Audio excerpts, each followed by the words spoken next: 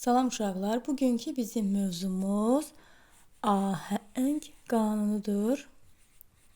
Ahəng qanunu.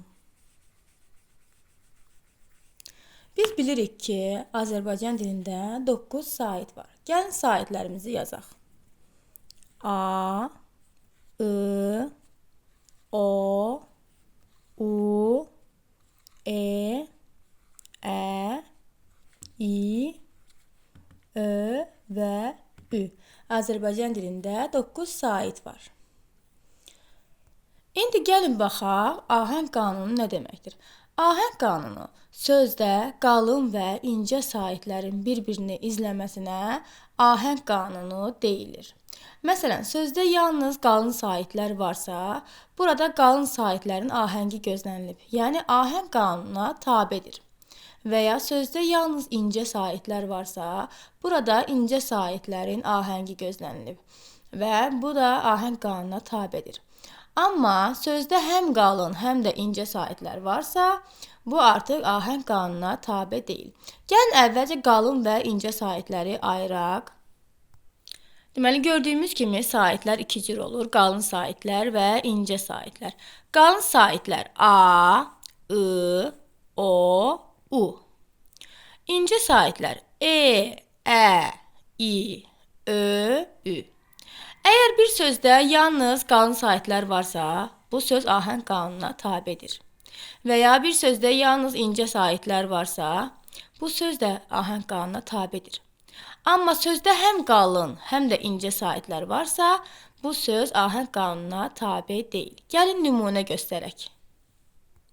Məsələn, burada baxırıq qapı sözünə. Qapı sözündə iki sait var. A və I. Gördüyümüz kimi A və I ikisi də qalın sait olduğuna görə qapı sözü ahəng qanununa tabedir. Məsələn, gəmi sözü. Gəmi sözündə saitlərə baxırıq. Ə və İ. İkisi də incə sait olduğuna görə burada incə saitlərin ahəngi gözlənilib. Yəni, ahəng qanununa tabedir. Baxırıq. Odun.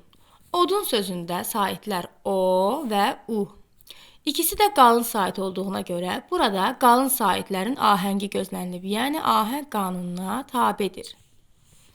Davam edirik. Nərgiz sözündə Ə və İ saitləri. İkisi də incə sait olduğuna görə burada incə saitlərin ahəngi gözlənilib. Yəni, nərgiz sözü ahəng qanununa tabedir. İndi isə gəlin baxaq ahəng qanununa tabe olmayan sözlər hansılardır? Baxırıq burada kitab sözündə. Kitab sözündəki saitləri tapırıq. İ və A. Gördüyümüz kimi İ incə saitdir, A isə qalın sait olduğuna görə kitab sözü ahəng qanununa tabe deyil.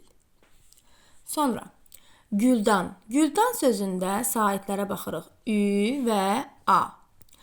Ü incə saitdir, A isə qalın sait. Deməli, Güldan sözü də ahəng qanununa tabe deyil.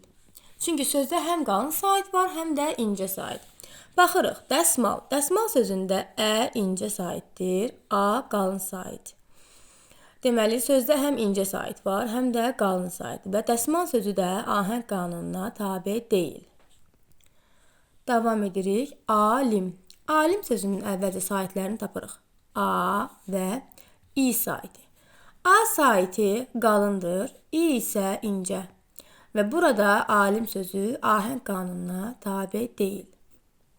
Gördüyümüz kimi uşaqlar, sözdə yalnız qalın saitlər varsa, burada qalın saitlərin ahəngi gözlənilir və ahəng qanununa tabe olur. Sözdə yalnız incə saitlər varsa, burada incə saitlərin ahəngi gözlənilir və ahəng qanununa tabe olur.